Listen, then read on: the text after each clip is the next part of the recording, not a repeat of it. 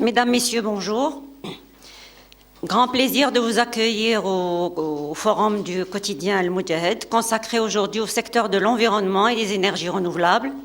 Nous allons évoquer les questions liées au climat, à l'énergie solaire, à l'économie circulaire, au confort de vie du citoyen. Pour en débattre, nous avons le plaisir de recevoir Madame la ministre de l'Environnement et des Énergies renouvelables, Madame Fazia Dahleb. Bonjour et merci d'être parmi nous ce matin. Nous allons permettre à Madame la ministre de faire une petite communication introductive et juste après on entamera les débats. Je vous cède la parole, Madame la ministre. Merci beaucoup. Permettez-moi de vous dire que nous sommes aujourd'hui très très heureux d'être parmi vous pour vous donner, donc communiquer avec vous sur des questions qui concernent la stratégie environnementale de notre département ministériel et qui est axée et qui a comme objectif numéro 1 l'amélioration du cadre de vie du citoyen et qui se concentre sur la réalisation des objectifs du président de la République liés à la protection de l'environnement. Je citerai en particulier donc l'objectif, l'engagement numéro 33 et l'engagement 21 lié au développement des énergies renouvelables. Donc plusieurs sujets d'importance sur lesquels nous activons aujourd'hui. L'économie circulaire qui est très liée donc à la question des changements climatiques et celle des énergies renouvelables dans nos réseaux. Je tiens à préciser que notre département ministériel est concerné donc par la question des énergies renouvelables, mais en nos réseaux, c'est-à-dire que nous sommes plus concernés par donc le développement de ces énergies renouvelables pour assurer un objectif important qui est celui d'assurer un équilibre au sein du territoire, surtout pour alimenter les populations dans les régions isolées du territoire. Voilà. Merci Madame. Comme vous venez de citer, le président de la République a inscrit la préservation de l'environnement parmi les priorités de son programme. Quels sont les projets urgents que vous avez mis en chantier? Merci. Merci pour cette question. Donc, vous me donnez l'occasion de parler d'un dossier d'importance nationale. La question de l'économie circulaire relève de plusieurs thématiques de l'environnement, qui est celle de la gestion et le traitement des déchets. Savez-vous que la loi relative au traitement et la gestion des déchets de l'Algérie date de 2001. Elle date de plus de 20 ans. Et donc, aujourd'hui, toutes les économies mondiales, de par les grands pays activant dans l'environnement, se sont intéressés à donner une valeur économique aux déchets.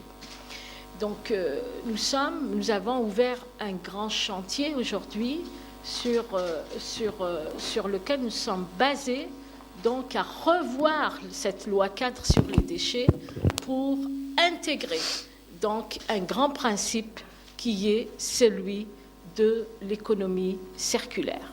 C'est un grand chantier, donc nous avons finalisé la préparation de notre stratégie nationale de gestion des déchets, donc à l'horizon 2035, qui a inscrit donc un principe fondamental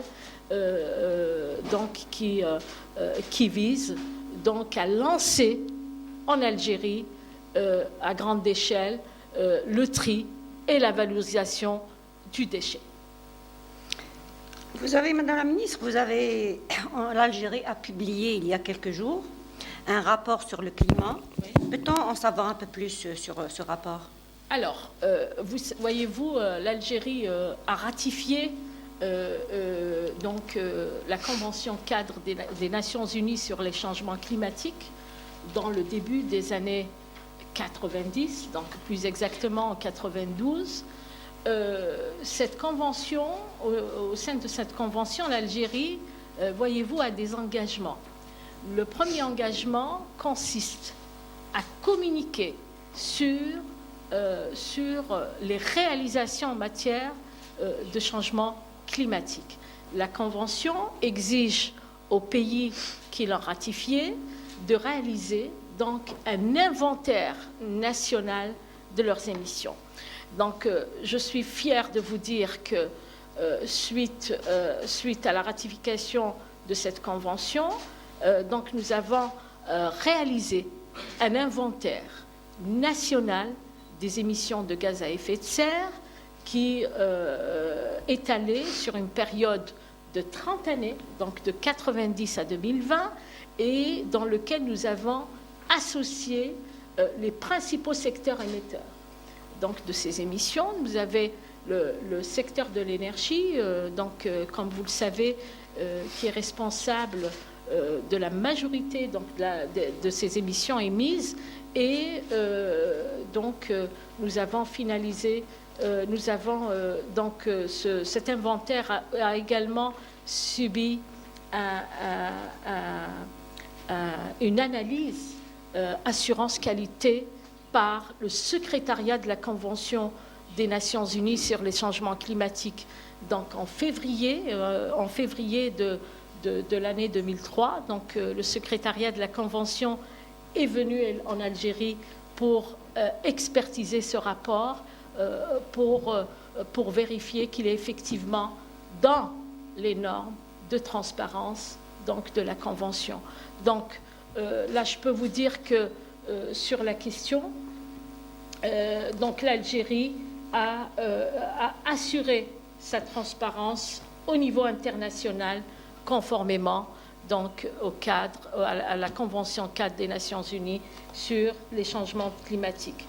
On est en train également maintenant de préparer le cadre de transparence renforcée que nous allons, c'est un autre rapport que l'Algérie doit soumettre donc en décembre 2024 où nous allons communiquer sur nos engagements donc dans le cadre de l'accord de Paris. Vous savez que l'Algérie a des engagements en ratifiant l'accord de Paris en 2016, en octobre 2016. L'Algérie avait donc des engagements dans le cadre de cet accord mondial qui consistait à réduire ses émissions des gaz à effet de serre donc de 7% sur son fonds propre.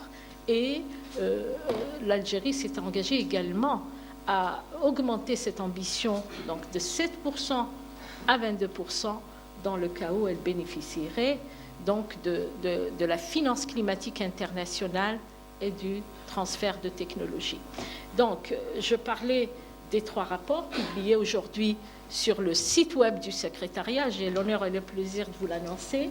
Donc, ces rapports sont publiés au nom du gouvernement algérien sur le site web du secrétariat de la Convention des Nations Unies sur les changements climatiques. Donc, je résume.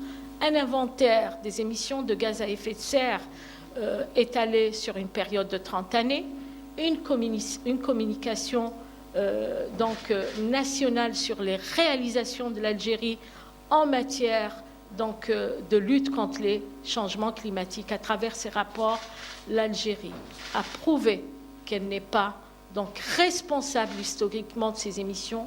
Les émissions de l'Algérie ne représentent pas grand-chose par rapport aux émissions donc, mondiales. Ces émissions représentent à peu près, même pas 1%, 0,9% des émissions, des émissions mondiales. Alors, ce qui nous donne tout le droit donc à demander des financements internationaux. Nous avons déjà commencé à le faire. Donc nous avons prouvé via ces rapports que l'Algérie a subi aussi plusieurs impacts dus donc au changement climatique. Notre sécurité hydrique a été touchée, notre sécurité alimentaire également, suite à la diminution des précipitations dues aux élévations des températures, et également notre sécurité énergétique. Donc, nous avons, dans ce cadre-là, donc demandé un financement au Fonds vert pour le climat pour réaliser encore un document d'importance internationale et d'importance nationale qui consiste en l'élaboration du plan national d'adaptation au changement climatique du pays. Donc, dans ce plan-là, nous allons encore travailler avec les secteurs concernés, puisque en tant que ministère de l'Environnement, nous présidons le Comité national du climat, donc, qui est chargé de trancher sur toutes les questions du climat en Algérie. Donc, voilà, j'annonce que nous avons eu donc, ce financement, on nous l'a accordé. Le Fonds vert climat a accordé à l'Algérie donc 3 millions de dollars pour réaliser son plan national donc d'adaptation qui va aider le pays à augmenter donc sa résilience face au changement climatique. Merci Madame la Ministre. Est-ce qu'il y a des questions de mes confrères autour du climat? Non. Très bien. On va passer aux énergies renouvelables, Madame la Ministre. Oui. Alors, là, je vais vous poser une question, oui. si c'est possible. Oui. Donc, les experts et autres observateurs appellent à la nécessité de développer un modèle énergétique applicable à même de réaliser les ambitions nationales. Est-ce que cela veut dire que le modèle qui est appliqué actuellement, qui existe, n'est pas efficace? Alors, écoutez, vous savez que le mix énergétique national est basé sur l'utilisation du gaz naturel. Donc, vous savez très bien que ce gaz est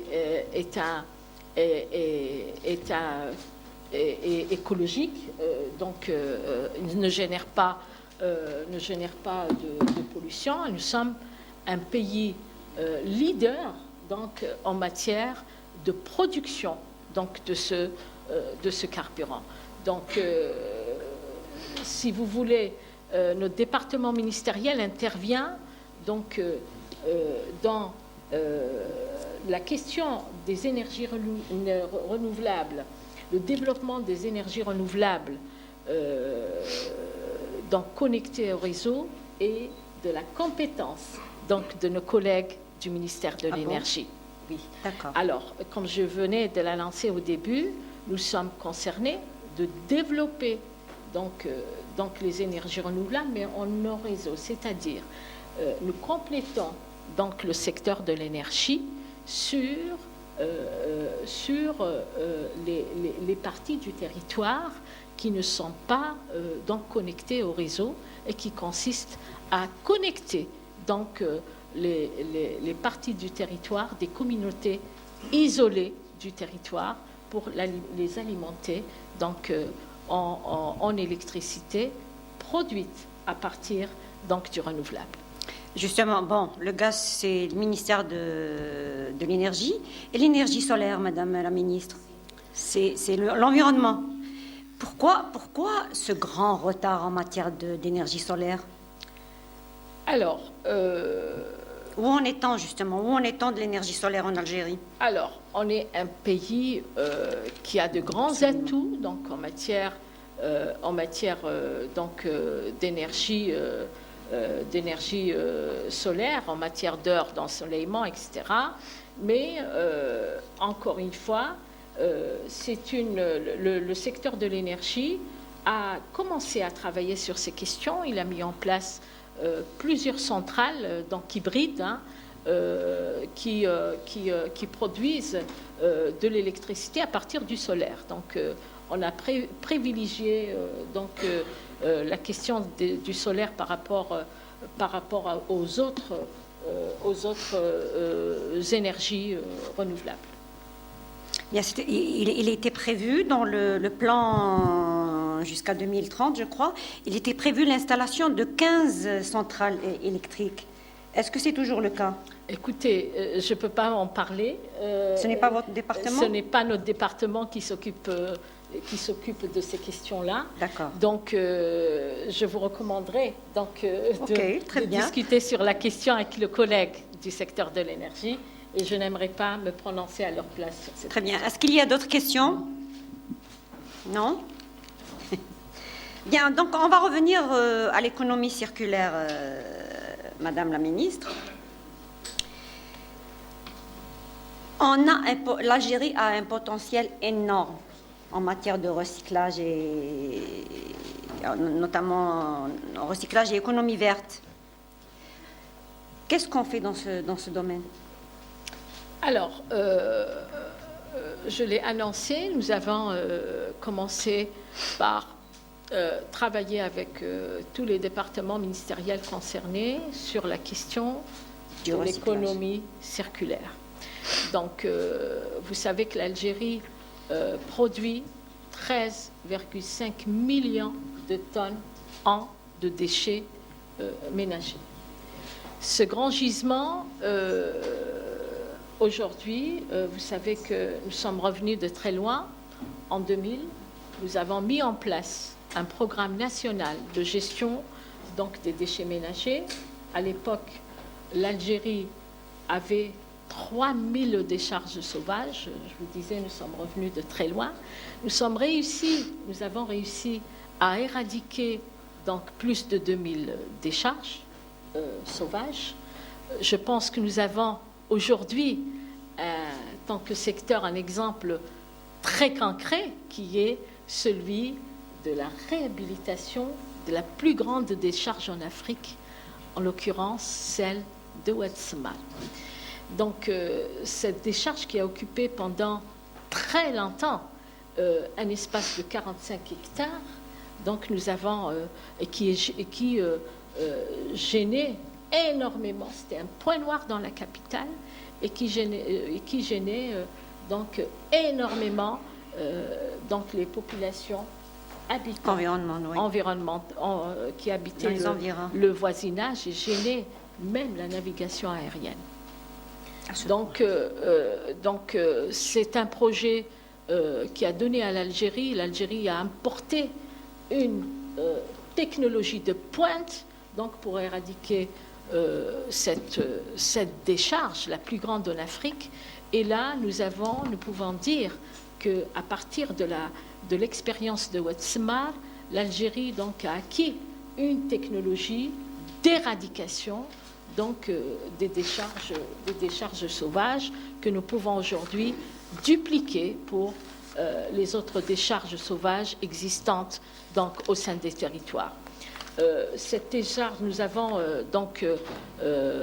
terminé, éradiqué complètement cette décharge et nous l'avons transférée au service de la wilaya d'Alger en début de l'année 2023.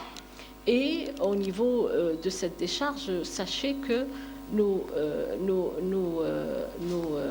avons mis en place 2 stations de récupération du biogaz, le méthane, qui représente un gaz à effet de serre, que nous récupérons au niveau de cette station et dont nous avons l'intention de transformer en énergie électrique pourquoi pas l'utiliser plus tard dans l'éclairage de cette grande infrastructure.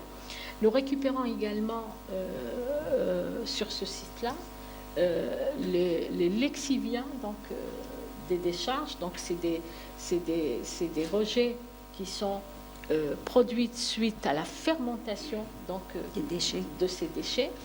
Et donc, ces eaux ne sont pas rejetées dans la nature sans traitement.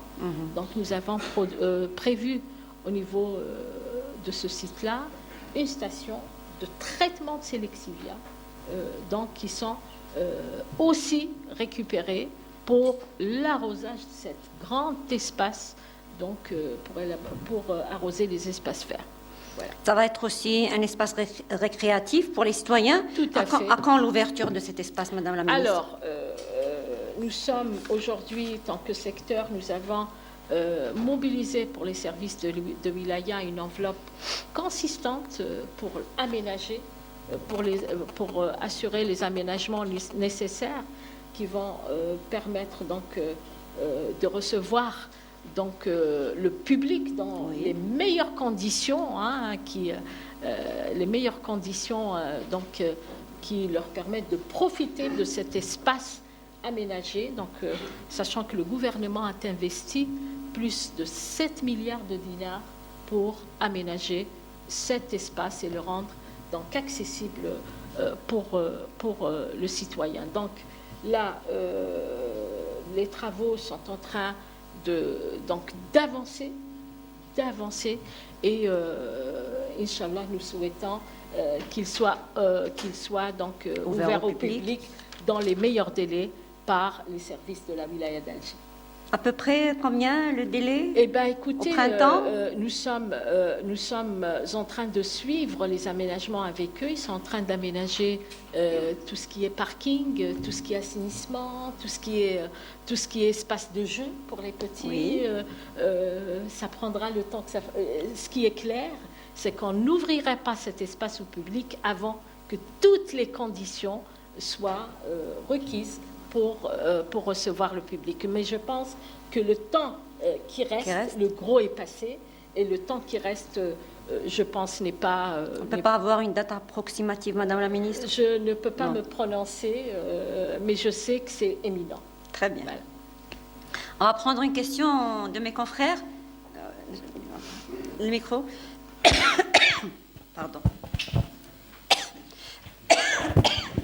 Bonjour Madame la Ministre.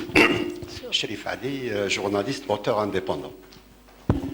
À travers votre intervention, j'ai relevé personnellement une présence significative à l'international, et c'est tant mieux, il y a matière à s'enorgueillir. En revanche, en interne, je ne vais pas vous faire injure, mais on a l'impression que le ministère de l'Environnement, sa politique se décline en campagne. On a eu la campagne pour le sac en plastique, qui date depuis Rahmani, avec le résultat que l'on sait. Sac de plastique a apparemment la vie dure. Oui. Le tri domestique des déchets, ça n'aboutit pas. Je ne sais pas si l'intersectorialité ne marche pas, parce qu'il y a l'habitat, il y a le ministère de l'Intérieur qui est intéressé. Donc, est-ce que c'est un problème de mobilier qu'il faut placer, ou c'est encore un problème de culture qu'il faut inculquer à nos concitoyens? Deuxième question. Quelle est votre politique par rapport aux associations qui interviennent dans le domaine, justement? Quelle forme d'encouragement vous leur prodiguez? Troisième question qui n'en est pas, parce que vous n'aurez pas la réponse. Ah bon? Je déplore le fait qu'il n'y a aucun parti politique qui active en matière d'écologie, comparativement au monde extérieur. C'est des partis dont la voix porte politiquement. Là, je vous dispense de la réponse parce que ce n'est pas votre domaine. Merci de m'avoir écouté. Merci à vous. Je vous remercie pour cette question donc très importante qui me permet donc de donner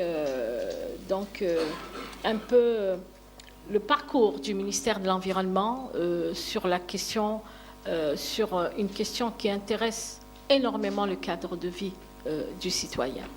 Sachez que toute stratégie dans le domaine de l'environnement vise en premier lieu d'assurer un cadre de vie important, donc un cadre de vie donc adéquat pour le citoyen.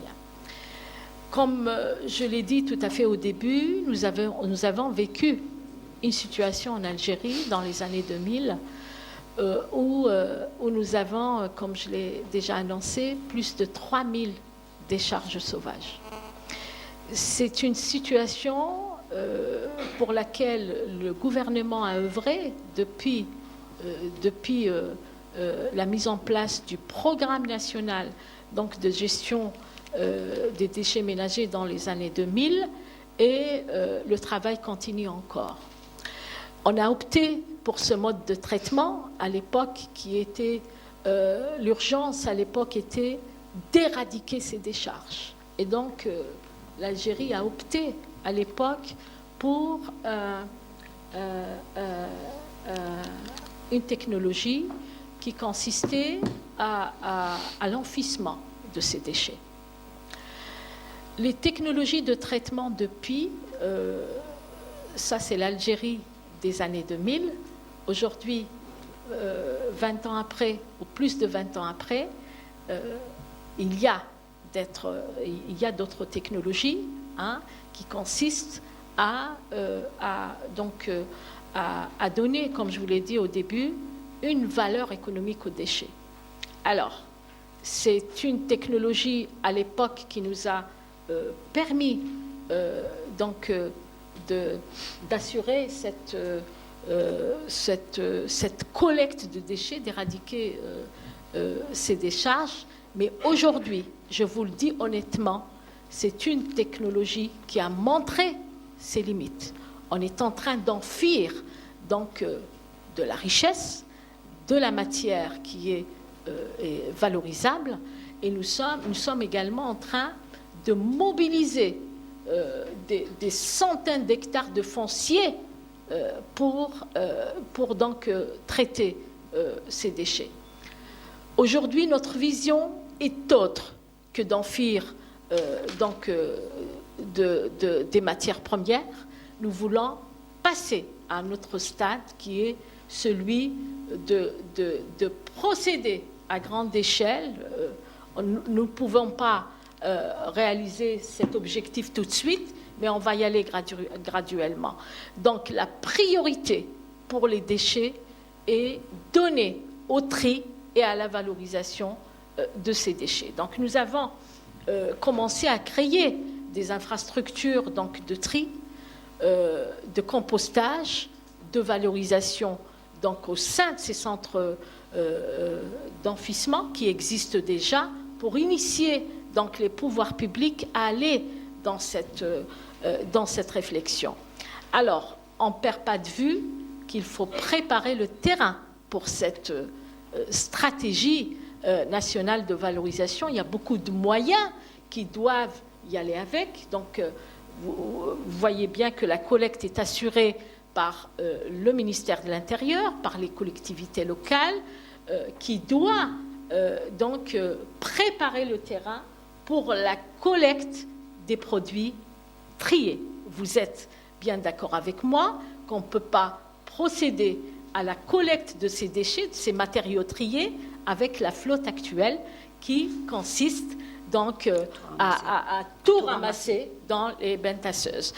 Nous allons aussi, vous avez parlé du mouvement associatif, eh bien c'est notre partenaire que nous allons utiliser et qui va nous accompagner donc dans ce lent processus, dans ce processus donc national pour lancer cette stratégie d'envergure pour le pays. Il y a beaucoup de moyens qu'il faut préparer. Donc, j'ai parlé des équipements qui doivent suivre au niveau des quartiers. Vous savez, il faudrait mettre des bacs, préparer et mettre des bacs. Pour ça, il faudrait que cette demande en matière d'équipement soit accompagnée par l'industrie nationale. Donc, il va falloir que le secteur industriel accompagne toute cette réflexion autour de l'économie circulaire. Et ça, c'est un terrain à préparer. Ce n'est pas uniquement une mission du secteur de l'environnement, mais nous comptons être soutenus par plusieurs départements ministériels tels que le ministère de l'Industrie, le ministère des collectivités locales, pour lesquels nous préparons un vaste programme donc de communication et un vaste programme de formation, puisque tant que secteur, nous disposons donc de l'expertise en matière donc, de traitement de ce type de déchets. Donc, voyez-vous, ce n'est pas une affaire uniquement du ministère de l'Environnement, mais il y a toute une chaîne industrielle derrière qui doit suivre ce processus. Il ne s'agit pas aujourd'hui de trier donc des matériaux et les laisser sans transformation.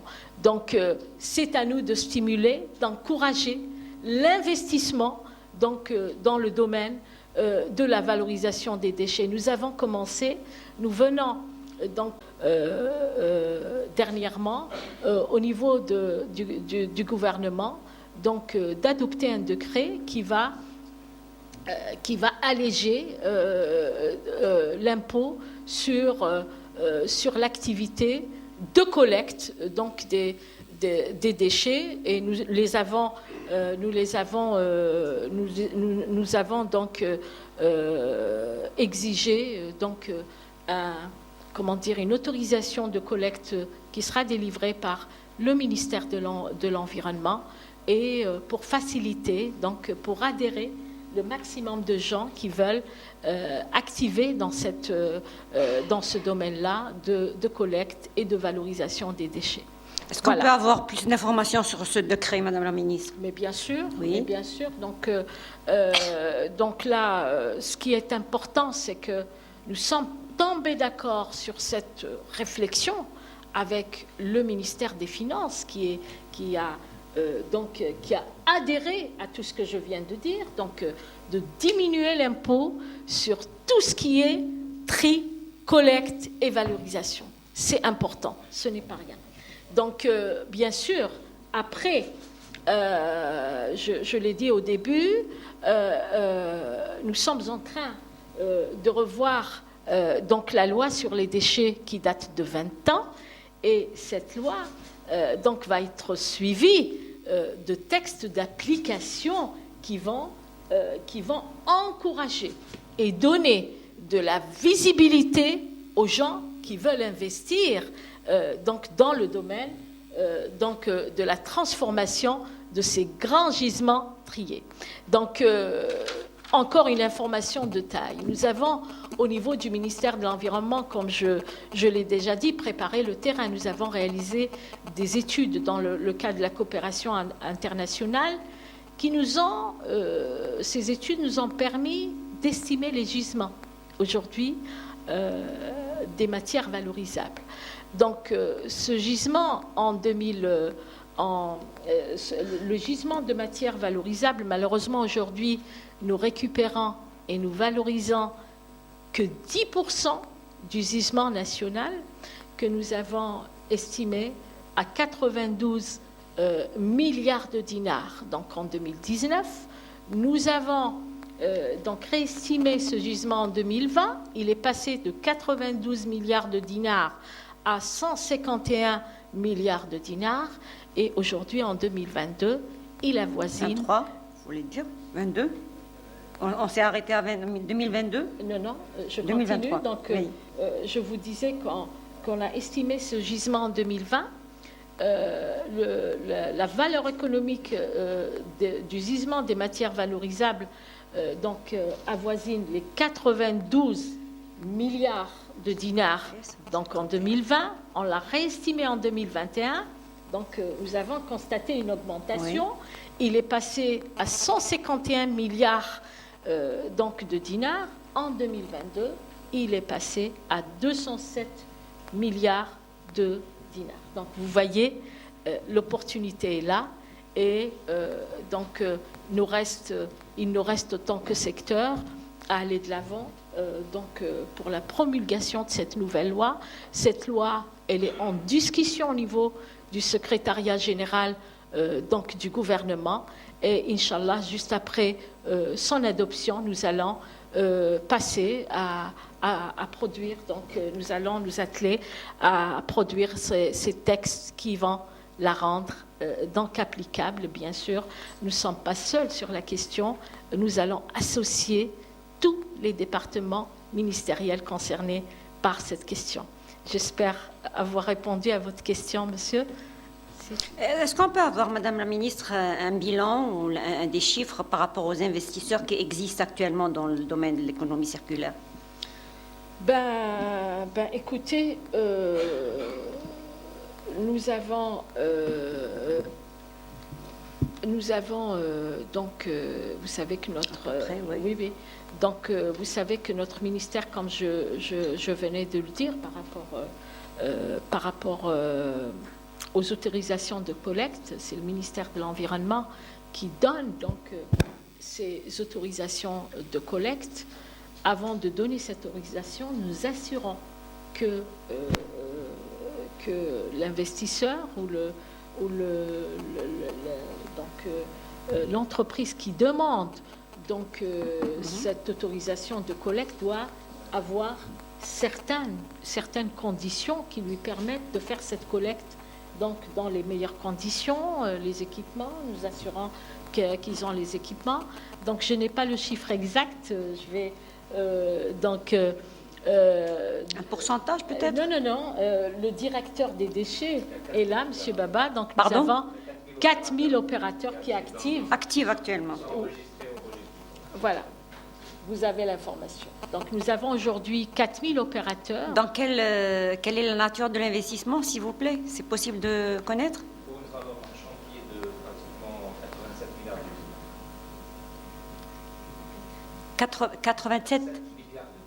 Dans quel créneau?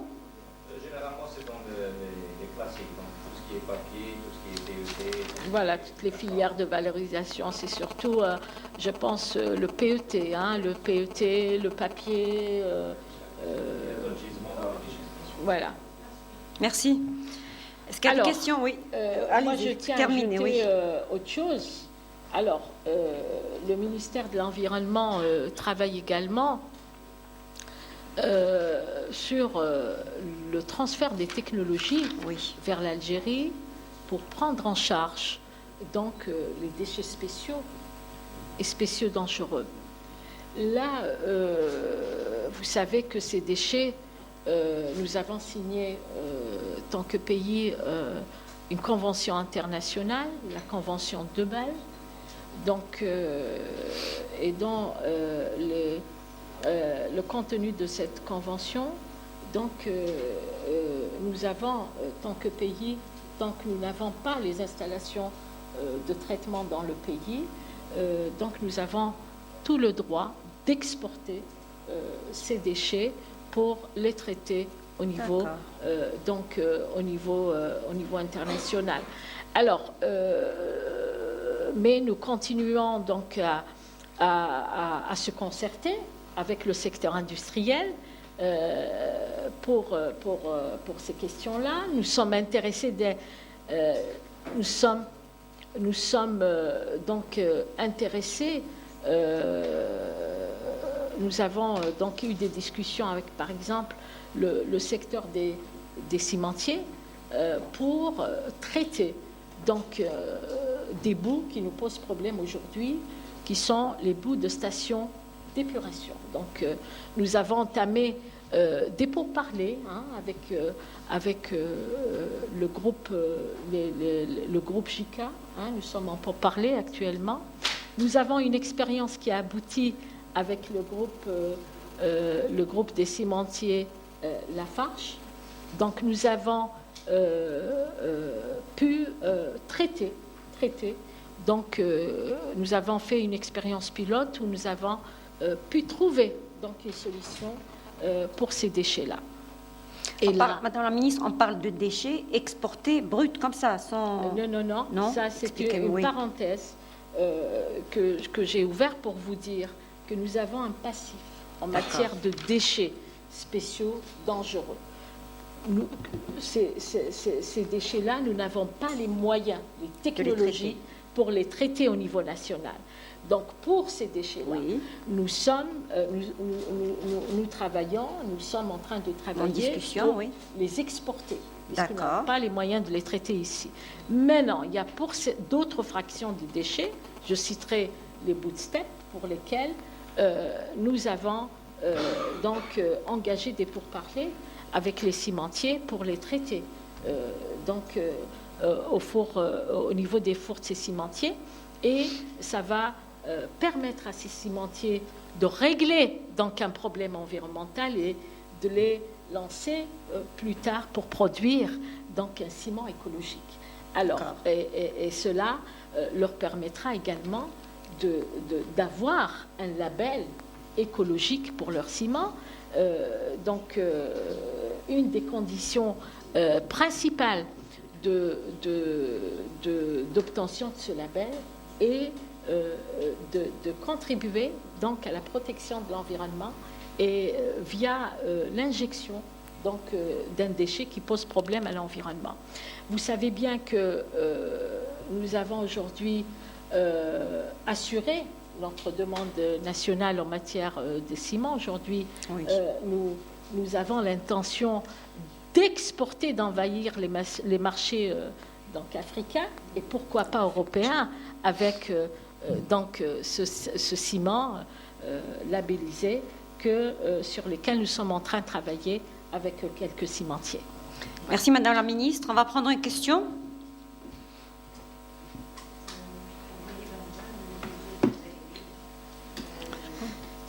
الانتباه.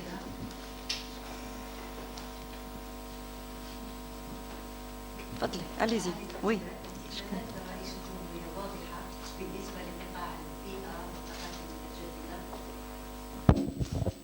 نريد أن نتعرف على التزامات وزارة البيئة خاصة فيما يخص ميدانيا التغيرات المناخية، الطاقات المتجددة، الاقتصاد التدويري، تحسين الإطار المعيشي، كيف ذلك وبلغة الأرقام ماذا حققتم ميدانيا؟ وإن كانت هناك تقارير نريد أن نعرف بلغة الأرقام أيضا. تفضلي سيدتي معالي. On aime bien les chiffres dans les journalistes. Vous avez bien raison. Alors, الوزيرة باللغة العربية لأننا سنسجل بالنسبة للنشرة الثامنة. تفضلي سيدتي. المحاور المهمة خاصة نركز عن التزامات رئيس الجمهورية. تفضلي معالي. نعم. إذن كما تعلمون أن الجزائر تتواجد في منطقة من البحر الأبيض المتوسط التي تعاني كثيرا من الهشاشة المناخية. هذه إذن احنا التقارير اللي تكلمنا عليها من قبل هي في المجموع 3 تقارير. التقرير الأول يخص إذن البلاغ الوطني الثالث للجزائر الذي يمثل التزامها يعني الدولي في إطار الاتفاقية الإطارية للتغيرات المناخية. ففي هذا التقرير ستجدون ما هي كيف أن الجزائر تأثرت بهذه الآثار السلبية للتغيرات المناخية. تكلمت كذلك فيما يخص انبعاثات الغازات الدفيئة الذي أنجزناه لفترة ممتدة من 1990 إلى 2020، أين برهنا من خلال هذا التقرير أن الجزائر لم تكن لها أي مسؤولية تاريخية في الانبعاثات المناخية، وانبعاثاتها لا تمثل إلا أقل من 1% من الانبعاثات العالمية. هذا ما يسمح إذن للجزائر أنها تستفيد من التمويل الدولي المناخي في هذا الإطار. إذن كما تعلمون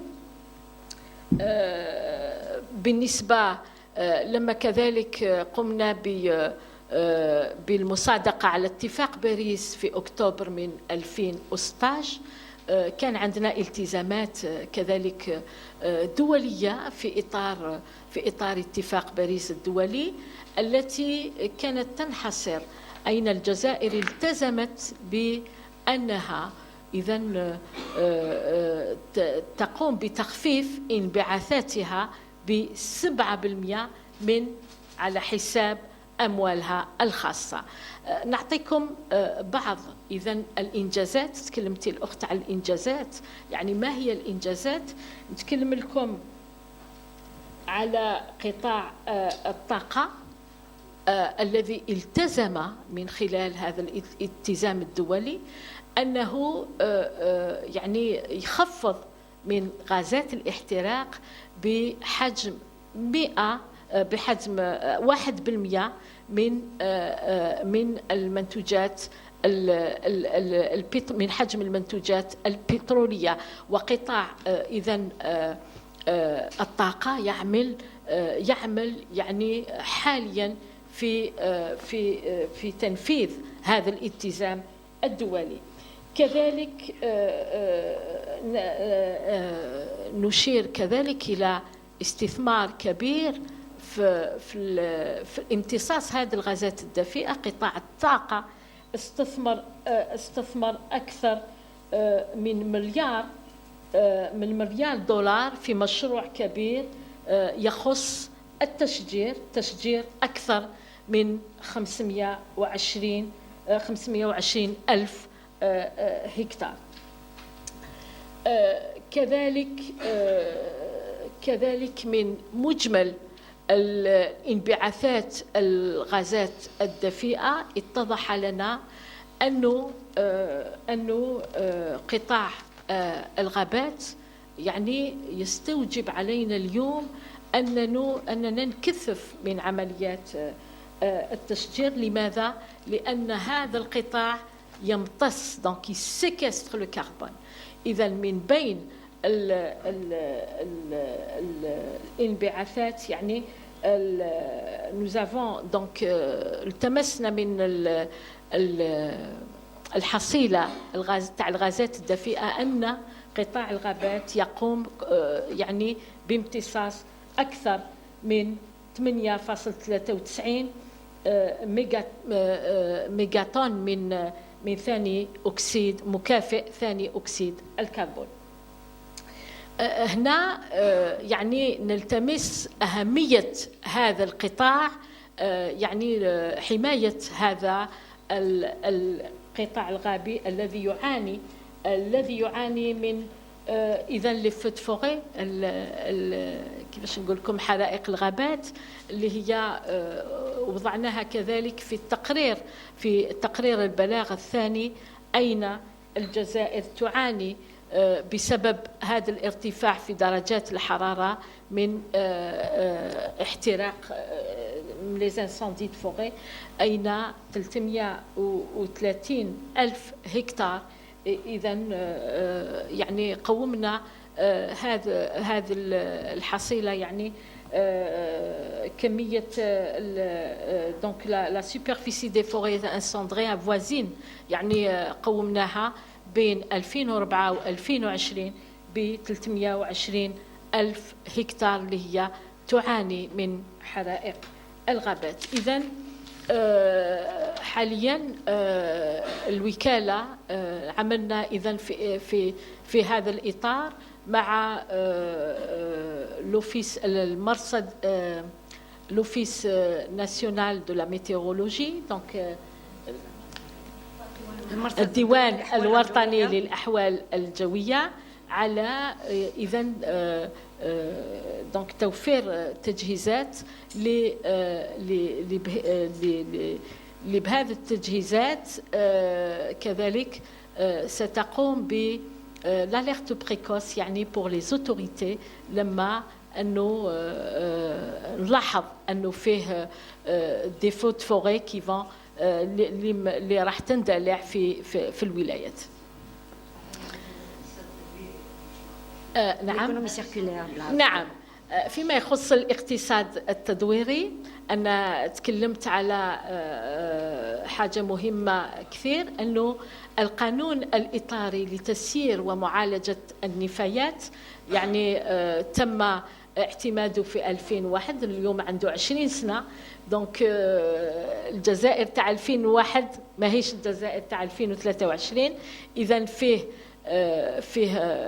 إذن اليوم وزارة البيئة أنجزت استراتيجية إذن وطنية لتسيير النفايات في آفاق 2035. احنا انتهينا إذن من صياغة هذه الاستراتيجية الوطنية، ونصب من خلالها أننا نرسخ مبدأ مهم جدا، ألا وهو إدماج الاقتصاد، مبدأ الاقتصاد التدويري في القانون الجديد الذي هو حاليا قيد الدراسة في الأمانة في الأمانة العامة للحكومة.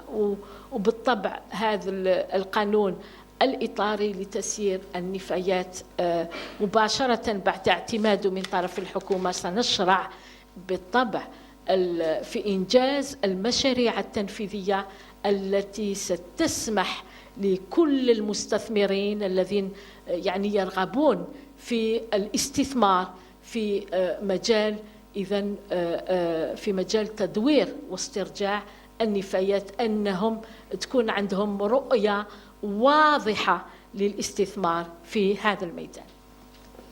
Merci Madame la Ministre. Oui, oui. Yani elle doit tout refaire en arabe.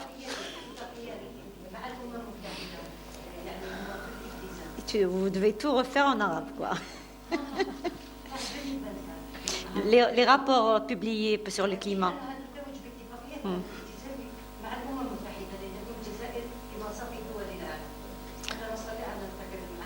Sur les rapports publiés récemment. نعم. إذن أنا تكلمت أنه الجزائر يعني انتهت من الوفاء بالتزاماتها الدولية في إطار يعني الاتفاقية الإطارية لمكافحة التغيرات المناخية. إذن احنا انجزنا البلاغ الوطني الثالث اللي فيها إذن تقرير إذن مفصل حول كل ما استثمرت فيه الجزائر لمكافحة هذه التغيرات المناخية. أنتم تعلمون أن الأمن المائي يعني تأثر كذلك بسبب هذه التغيرات المناخية، وكذلك الأمن الغذائي.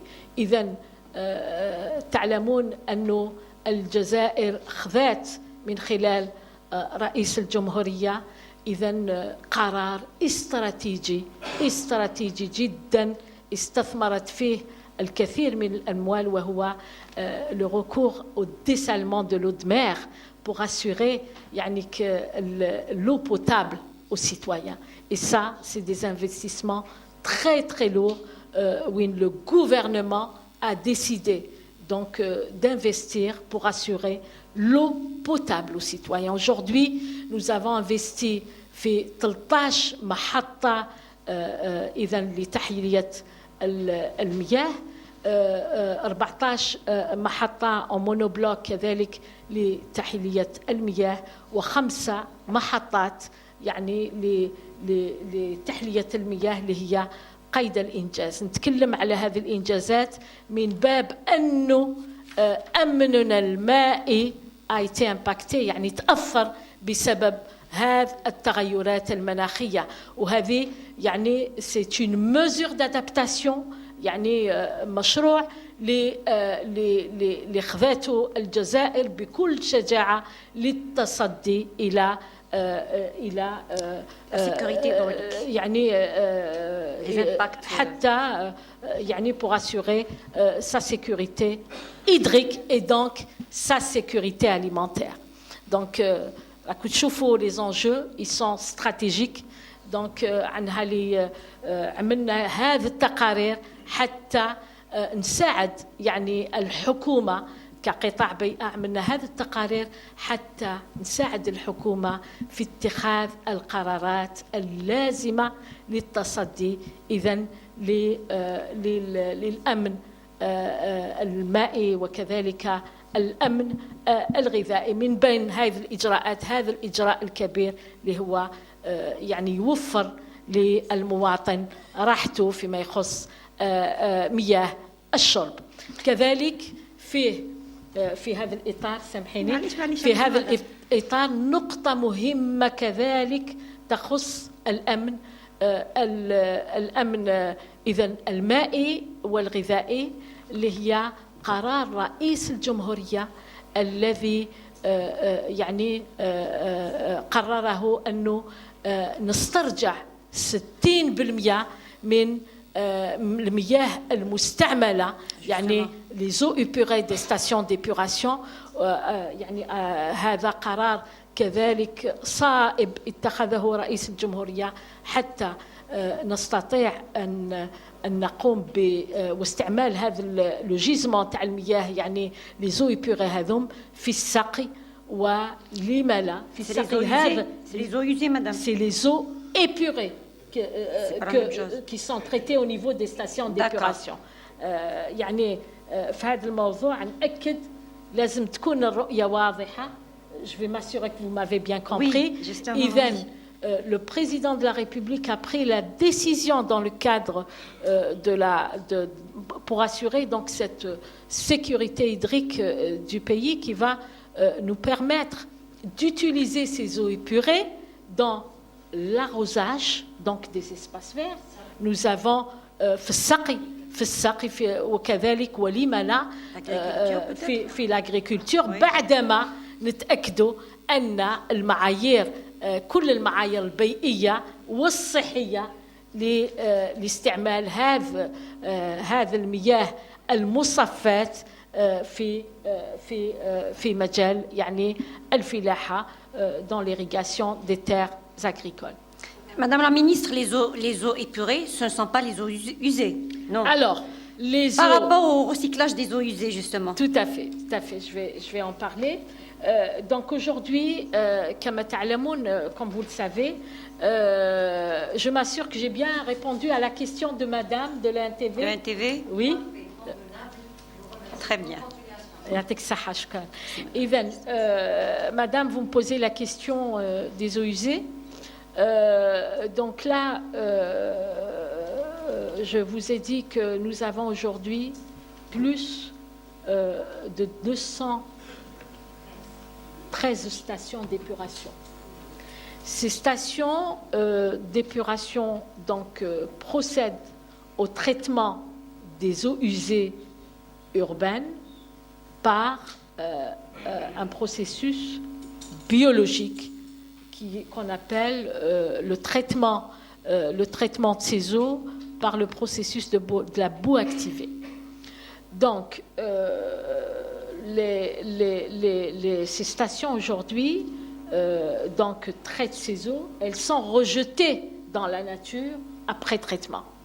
La décision donc, du président est de récupérer à court terme, dans le futur, 60% de ces eaux donc, épurées pour les utiliser donc, dans l'arrosage des espaces verts et pourquoi pas dans l'irrigation après donc leur traitement et après le contrôle de qualité de ces eaux, le contrôle donc de qualité environnementale et sanitaire de ces eaux pour les utiliser en agriculture. Voilà. Très donc bien. Merci Madame la ministre. Si vous permettez. On va prendre d'autres questions. Allez-y. On va prendre une question. Oui, allez-y, monsieur. Bonjour Madame la ministre, c'est Bonjour. Amrouni Mohamed du journal L'Expression. Oui. Pourriez-vous, Madame la ministre, avancer des chiffres au sujet des start-up vertes? Est-ce qu'il y a des start-up vertes qui activent dans l'économie circulaire, le recyclage? Et qu'en est-il de la question des ramasseurs de déchets qui activent sous l'ombre de l'informel, qu'on voit tous les jours, qui ramassent des plastiques? Et la troisième question, c'est l'AND qui est sous votre tutelle vient de lancer un concours dédié au recyclage. Qu'avez-vous à dire dans ce sens? Merci, Madame la Ministre. Merci.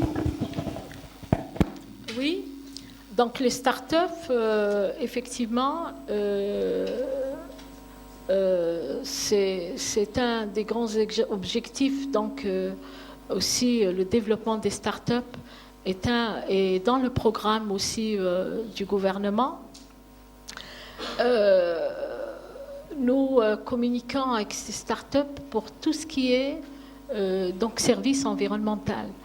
Donc, voyez-vous, aujourd'hui, nous opérons dans le domaine des énergies renouvelables dans nos réseaux. Nous comptons beaucoup donc, sur ces startups pour développer les systèmes, donc la maintenance et l'entretien de ces systèmes que nous allons mettre à disposition du citoyen pour l'aider à assurer, à l'alimenter donc en électricité dans les zones isolées.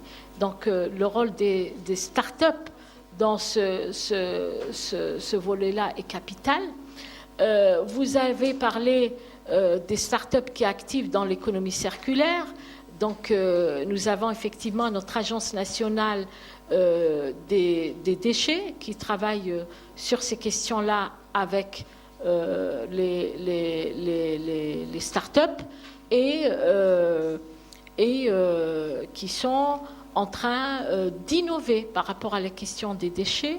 Il y a beaucoup d'applications qui sont en train de se mettre en place par rapport aux heures de collecte de ces déchets, les parcours donc, parcourus par les camions pour que le citoyen puisse localiser, donc, par exemple, la flotte de collecte des déchets qui est active dans son quartier.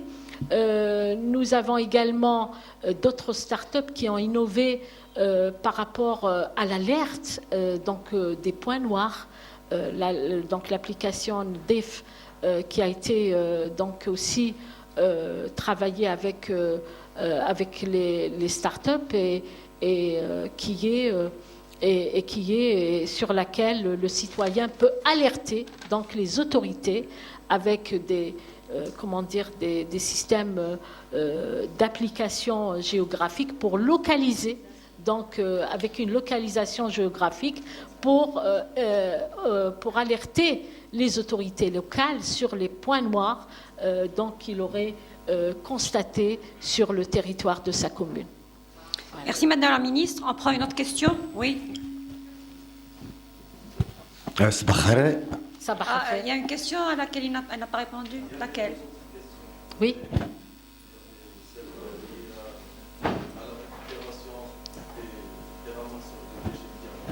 Dans l'informel, oui. Eh ben, le décret exécutif dont je viens de parler est venu justement pour organiser ces collecteurs.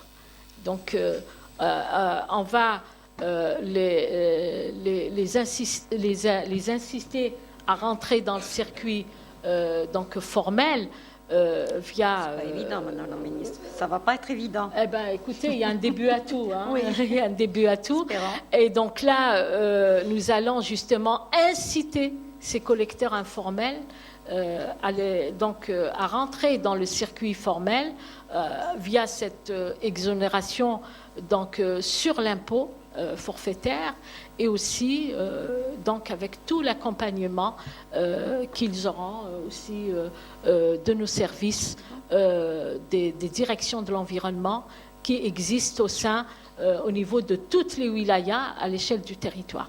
J'espère que vous le savez, nous avons des ramifications du ministère de l'Environnement. Nous avons une direction de l'environnement au niveau de chaque wilaya. Merci Madame. Le concours de l'AND. Il a parlé d'un concours au niveau de l'AND. Ben oui, nous utilisons bien sûr ces concours-là. Nous organisons ces concours pour justement accompagner les générations futures à innover sur les questions donc environnementales. Et nous veillons, ça c'est une instruction que nous avons de nos de nos hautes instances pour justement sensibiliser sur le mouvement associatif, les générations futures également qui vont activer sur ces questions-là. Donc nous avons un rôle de sensibilisation, nous profitons de ces concours-là pour justement préparer ces générations futures à être à l'écoute des questions liées à l'environnement. Merci Madame. On prend une autre question. Alors, Madame la Ministre, ma question s'inscrit aussi dans la droite ligne de mon confrère Mohamed Amouni de Expression. Donc, moi, c'est Samir Haïdi du quotidien Le Moujahad. Vous avez parlé de la valorisation donc, des déchets. Vous avez dit qu'ils apportent, en fait, en termes de potentiel, c'est 10% de notre gisement. Puis vous avez dit qu'en 2020, ça correspond à 92 milliards de dinars. Et on passe en 2022 à 207 milliards. Alors, est-ce que c'est la proportion valorisée qui a augmenté ou la quantité de déchets? Non. Voilà, merci. Alors, c'est la valeur. C'est évidemment donc les quantités des déchets qui ne cessent d'augmenter, n'est-ce pas? Et donc le gisement donc de matières valorisables augmente et sa valeur économique augmente parallèlement. Et c'est un gisement non exploité, Madame la Ministre. Et c'est un gisement dont on exploite aujourd'hui que 10%. Je vous ai expliqué, suite à la question de monsieur, qu'il y a aujourd'hui toute une chaîne, à mettre en place sur le terrain pour assurer la valorisation de ce gisement important qui va nous aider donc à prendre en charge. Oui, donc bien sûr, notre politique, notre stratégie dont j'ai parlé tout à l'heure vise à prendre justement en charge ce gisement à l'horizon 2035. Inch'Allah. Nous ne sommes qu'à 10%. Inch'Allah, la stratégie Hadi vise donc à nous aider à assurer la valorisation de 35% des déchets ménagers, 50% également, il n'y a pas que les déchets ménagers, il y a les déchets de construction aussi, qui sont des déchets inertes. Donc, via cette stratégie, nous visons également à prendre en charge 50% des déchets inertes. Et donc, nous souhaitons, avec vous, avec l'aide du citoyen, arriver donc à assurer cet objectif à l'horizon 2035. Inch'Allah. Merci Madame. On prend une autre question peut-être? Oui. Allez-y Madame.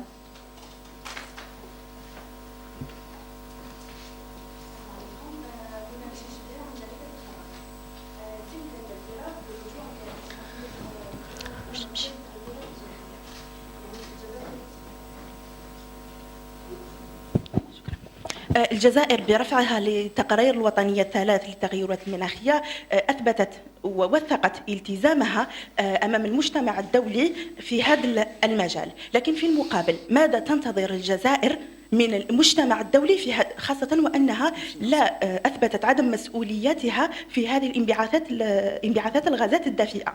يعني تساهم بنسبة ضئيلة جدا حسب التقرير المرفوع، وذكرت من قبل قليل نسبة ضئيلة جدا لمساهمة الجزائر في انبعاثات هذه الغازات.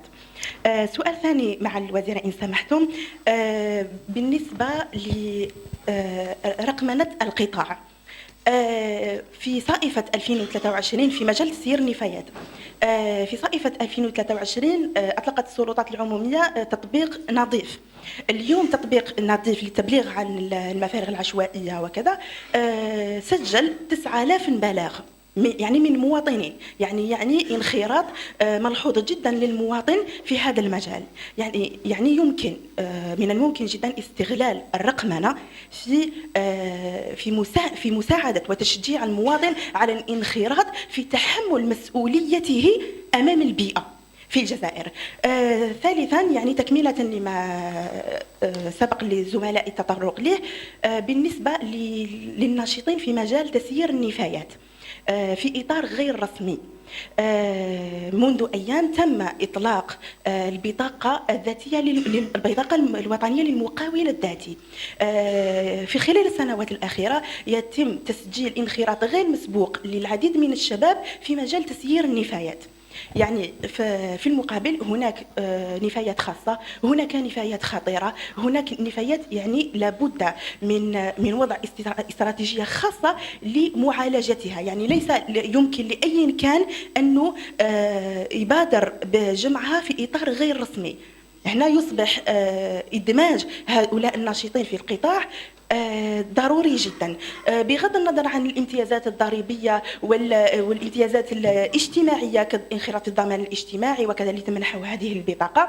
أيضا كيف يمكن مرافقة هؤلاء الناشطين ميدانيا يعني وتوعيتهم خاصة بضرورة أخذ الحيطة يعني في جمع مثل هذه النفايات. شكرا معنا.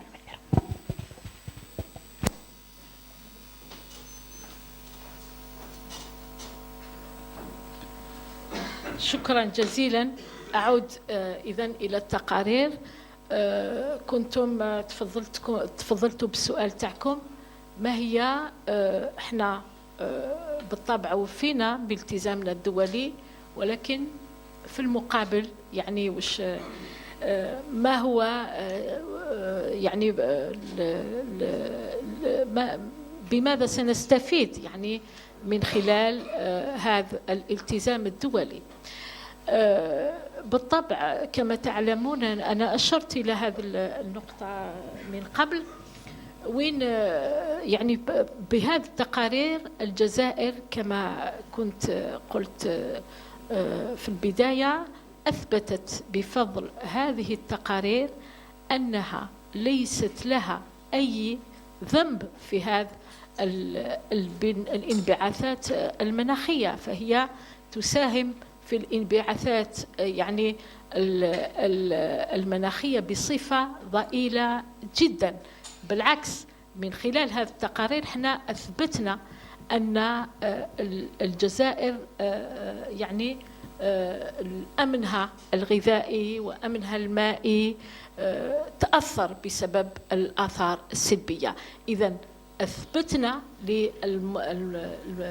للمنظمة الدولية أن الجزائر حاليا يعني لها كل الحق وكل الحق في الاستفادة من التمويل المناخي. هناك أعطيتني يعني المجال أنني أشير إلى نقطة مهمة جدا جدا.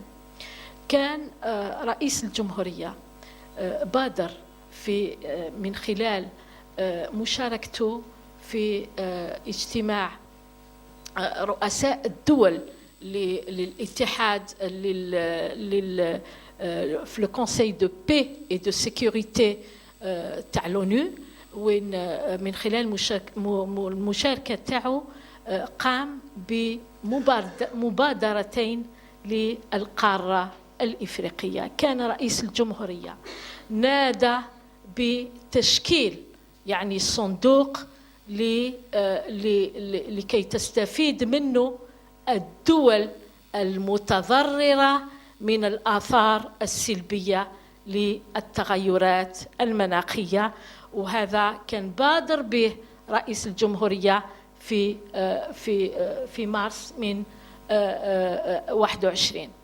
المبادرة الثانية والمهمة جدا اللي هي مبادرة قارية، أين رئيس الجمهورية كذلك نادى إلى تأسيس منظمة إذن يكون عندها للتدخل في مواجهة الكوارث بالنسبة للقارة الإفريقية.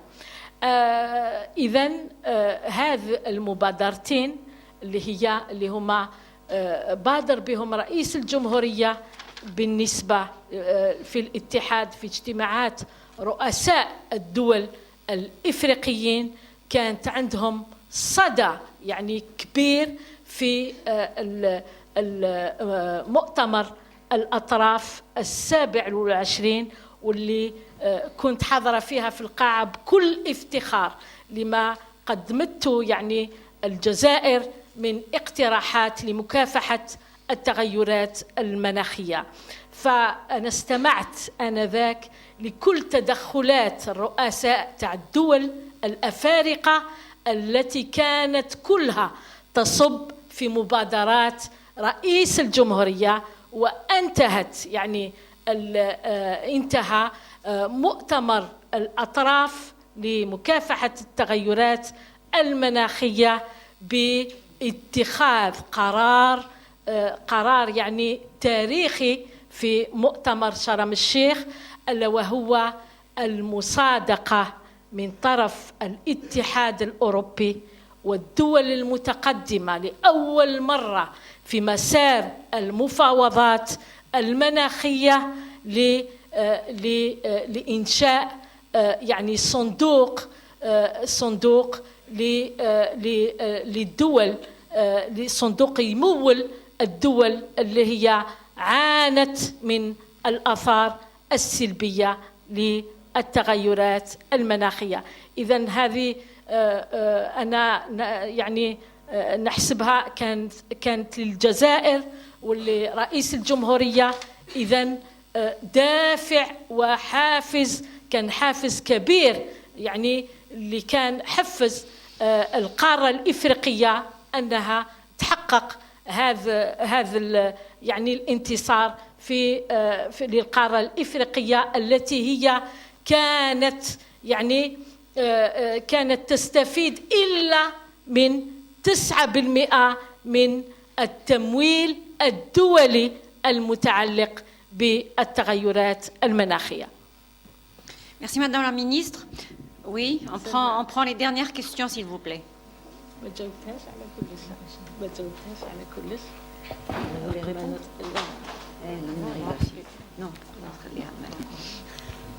Allez-y Madame. ميليسا حميسي قناة الحياة. سيدة الوزيرة، يعني بخصوص مشروع واد الحراش، يعني اتخذ يعني هذا المشروع وقت طويل ربما، يعني ما هي نسبة الأشغال التي توصل إليها هذا المشروع ومتى سيستلم نهائيا؟ نعم. والمتتبع لمسار واد الحراش يعني يجد أن منبع المياه صافي، أما المياه التي تصل إلى نهاية الوادي تكون ملوثة. يعني هل تم تحديد نقاط سوداء في سبب تلوثه؟ وهل هناك مؤسسات لا تلتزم بإنشاء محطات تصفية خاصة بها؟ أو كذلك وهل سيعود واد الحراش لما كان في السابق يعني في القرن الماضي بسابق عهده؟ نعم، شكرا. Merci Madame la Ministre. شكرا جزيلا. يعني نشكر الأخت على هذا السؤال اللي تعطيني الفرصة أنني أقدم أمام هذا الجمع الكريم يعني كل ما تم إنجازه من طرف الحكومة، يعني إذن تعليمات رئيس الجمهورية للمشي قدما لتحقيق هذا المشروع الاستراتيجي اللي هو يمس بالدرجة الأولى يعني تحقيق هذا الإطار المعيشي السليم للمواطن الجزائري. إذن كما تعلمون أنه وادي الحراش يأخذ يعني المسار تاعو من البوليدة. إذن مشروع وادي الحراش فيه عدة يعني تهيئات. حاليا رانا يعني on a bien avancé. لماذا وزيرة البيئة تتكلم على وادي الحراش؟ لأنه احنا هذا وادي الحراش متعلق بالدرجة الأولى بتحقيق الإطار المعيشي اللائق بالمواطن. إذا نتكلموا على تهيئة وإزالة التلوث من حوض وادي الحراش. إذا فيه تهيئة بالدرجة الأولى، والمرحلة الثانية هي إزالة التلوث من حوض وادي الحراش. إذن autour de ce projet structurant, il y a plusieurs projets. Donc on ne peut pas réaliser la réhabilitation autour de l'oued يعني que si on ne procède pas يعني qu'à des aménagements de tous les aménagements nécessaires autour de وادي الحراش. إذن حاليا الأشغال منتهية ب90% فيما يخص les espaces verts. إذن الفضاءات الخضراء اللي هي elle s'étend sur un espace على مساحة تقدر بأكثر من 600 هكتار.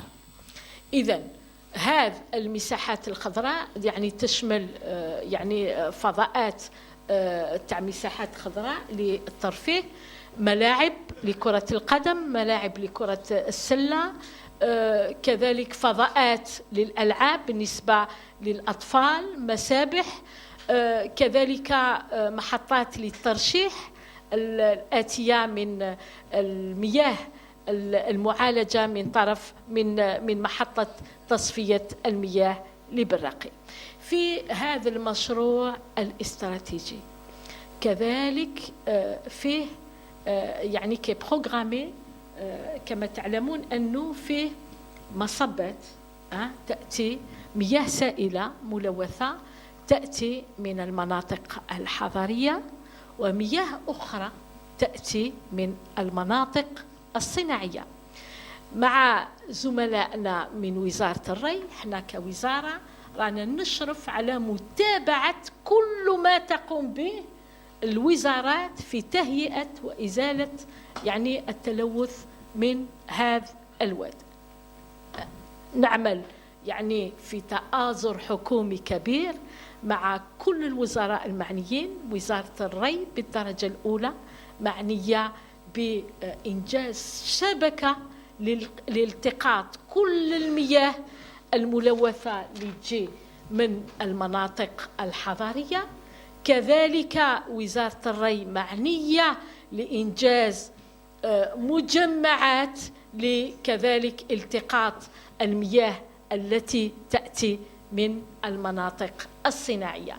Il est prévu كذلك dans le cadre de ce projet أننا نصفي كل هذه المياه، إذا المياه الحضارية بالدرجة الأولى في محطة تصفية المياه لبراقي، ونصفي كذلك المياه اللي هي راهي تجيب من المناطق الصناعية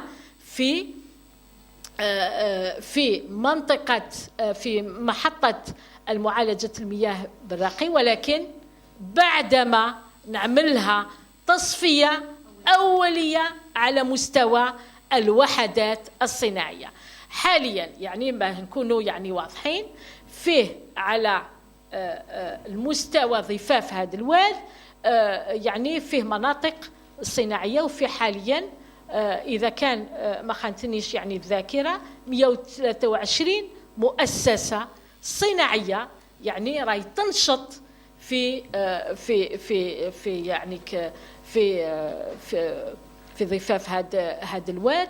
يعني انتهينا من مرافقة 84 مؤسسة صناعية اللي هي وضعت تجهيزات باش تعالج هذه المياه تاع المياه السائلة الصناعية اللي فيها ملوثات يعني مواد كيميائية اللي هي بإمكانها أنها تصب في الواد وتلوثه. لماذا هذه التجهيزات الأولية؟ ما يخفناش أننا راح نصفي هذه المياه في منطقة في محطة محطة يعني محطة معالجة لمياه حضرية. إذن احنا نلتمس من خلال تجهيز هذه الوحدات الصناعية بمحطات تصفية أولية حتى أننا نحثها أنها تعطي لهذه المياه اللي تعالجها نفس الصفة تاع المياه الحضارية حتى نتمكنوا أننا يعني نقوم بمعالجة المياه تاع المناطق الصناعية والمياه تاع المناطق الحضارية في محطة براقي. الآن المشروع الكبير اللي هو ينتظرنا هو توسعة محطة تصفية تاع براقي، لأن الحجم تاع المياه اللي راهو يجيها يعني باش تصفيه راهي elle est sous-dimensionnée. Cette station est sous-dimensionnée par rapport يعني les quantités d'eau qu'elle reçoit. راكو على بالكم فيه تجمعات سكنية جديدة ما كانتش تؤخذ يعني المعالجة تاع المياه تاعها في محطة تصفية تاع براقي، ولهذا يعني احنا برمجنا في إطار المشروع أننا نوسع من يعني طاقة استيعاب هذه المحطة حتى تستطيع معالجة كل المصبات الملوثة للجهة من المناطق الحضارية وإلا من المناطق الصناعية. إذن كذلك فيه نقطة مهمة جدا. كنت تكلمت على إذن التعليمات على رئيس الجمهورية لاستعمال يعني المياه المستعملة في السقي. خليني نقول لكم أنه يعني je vous ai parlé يعني المنتزهات الخضراء هذه اللي موجودة على مساحة 604 هكتار في وادي الحراش. احنا إذن برمجنا السقي تاعها بمياه المعالجة من محطة تصفية تاع براقي. راكو تشوفوا 604 هكتار ما راهوش سهل أننا يعني نوفر الكمية اللازمة للسقي. إذن عوض أننا نطرح هذه المياه في المحيط نستعملها نسترجعها حتى نسقي بها هذا الحجم الكبير من المساحات الخضراء التي استعملناها لتهيئة وادي الحراش.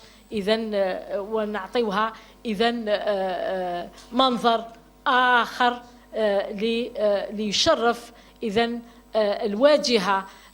واجهة العاصمة ما بين الدول الضفة الجنوبية للبحر الأبيض المتوسط. À quand la réception, Madame la Ministre? Alors, احنا يعني نهضروا نعم عندكم كل الحق في طرح هذا السؤال. أنا كنت أشرت أنه انتهينا من تهيئة المساحات الخضراء هذه يعني à 90%. À 90%. Donc la réception est prévue, je dis est prévue pour donc mars 2024. En attendant, parce que nous avons aussi un grand projet pour nos citoyens, donc et de réaliser la navigabilité, de rendre cet espace, une partie de cet espace navigable, donc sur un tronçon de 6 km. انتهينا أننا نحقق la navigabilité grâce donc aux efforts تاع الزملاء تاعنا زميلي من وزارة الطاقة اللي نحييه بالمناسبة اللي كانت donc il est très réactif et très à l'écoute par rapport donc à l'avancement de ces travaux. Donc وزارة الطاقة نعلم كذلك المواطن الكريم أنه باش نحقق النافيغابيليتي يعني saine au niveau de cette partie navigable, l'État a pris la décision de dévier 6 pipes, donc les produits pétroliers, sur un tronçon de 3,5 km.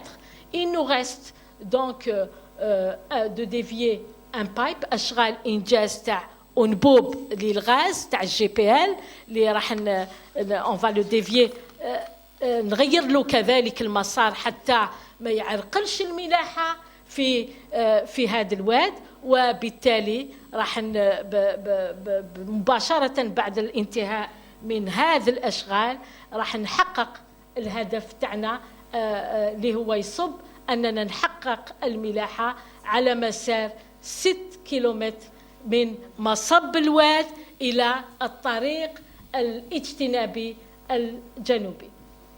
شكرا جزيلا. هذه راكم تشوفوا يعني أشغال تأخذ وقت وتأخذ أننا نأخذ كل الاحتياطات مع الوزارات المعنية. كذلك وزارة الموارد المائية راهي معنية بهذا الهدف تاع الملاحة.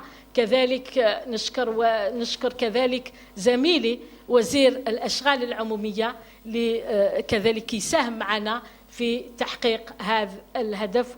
وبالمناسبة نشكر كل الوزارات اللي ساهمت معنا كوزارة واللي ساهمت مع وزارة البيئة في التنسيق لإنجاز يعني هذا المشروع الاستراتيجي الكبير. ومن خلالكم ننقل يعني كل تشكراتي لزملائي الوزراء اللي ساهموا معايا أننا ننسق يعني pour avancer في الوتيرة تاع الأشغال هذه تاع المشروع الكبير للعاصمة. Merci madame. On va prendre les deux dernières questions. Pardon? C'est en mars prochain. Alors, نأكد يعني احنا باش نأكد على نقطة مهمة. أنا كنت أشرت إلى أنه انتهينا من إنجاز المساحات الخضراء على مساحة 604 هكتار. هذه انتهينا من الأشغال تاعها يعني في 90%. من المنتظر حسب يعني المعلومات اللي تلقيناها من طرف يعني المشرفين على الإنجاز أنه إن شاء الله في المرتقب أنه في مارس ممكن أننا نسلم هذه التجهيزات. C'est bon? Allez-y, la dernière question alors. Allez-y, monsieur. Madame la ministre, qu'en est-il des travaux de réhabilitation de l'oued d'El Hamiz? On n'a pas parlé. Les travaux se sont arrêtés. Ils avaient commencé et se sont arrêtés. Et qu'en est-il des plans d'aménagement des territoires, des nouveaux pôles urbains? Est-ce que, en concrétisation de la décision présidentielle d'utiliser les 60%, d'aller vers un taux de 60% de l'utilisation des eaux usées récupérées, est-ce que les plans d'aménagement contiennent des stations d'épuration ou est-ce qu'il y aura est-ce que ça existe déjà? Est-ce qu'on va aller dans ce sens? Les détails. Oui, Madame la Ministre. Merci. Alors, Oued El Harrach, comme vous le savez, il y a beaucoup d'autres oued اللي راهم يصبوا في واد الحراش. واد الحراش عنده des affluents. Donc là, nous avons commencé à aménager Oued El Harrach, bien sûr, d'autres aménagements pour d'autres affluents vont arriver. Donc c'est une question de bien sûr de temps. Vous avez la station de Raya également qui prend en charge l'épuration des eaux au niveau de Oued El Hamiz et Oued El Bier. Voilà. Merci. Alors, et on termine. Allez-y, monsieur, et on termine. Le principe du pollueur payeur, Oui. certainement consacré dans votre nouvelle loi, la loi à venir. Est-ce que vous avez proposé un durcissement de la loi à ce niveau-là? Bien sûr. Alors, comment est-ce que nous allons consacrer le principe du pollueur-payeur dans cette nouvelle loi? Alors, nous avons intégré, dans le cadre de cette stratégie, nous avons travaillé longuement sur ces questions, le principe de la responsabilité élargie aux producteurs. Donc vous mettez ce produit sur le marché, vous serez, en tant que producteur, responsable et impliqué dans son élimination de l'environnement. Donc, je pense que c'est un principe qui est fondamental pour instaurer aujourd'hui le principe de l'économie circulaire. Donc, désormais, ces producteurs auront à prendre en charge donc l'élimination de l'introduction de ce déchet dans l'environnement. Il n'y aura pas de taxe, Madame la Ministre? Justement, ça fait partie. C'est une redevance qui sera donc introduite dans le cadre de cette nouvelle loi. Les textes d'application dont j'ai parlé seront discutés, bien sûr, avec les secteurs concernés pour donc faire payer le pollueur. Tout à fait. Merci Madame la Ministre pour toutes ces informations très percutantes. Merci à vous, confrères et consoeurs. Au prochain forum, Inch'Allah. Merci beaucoup.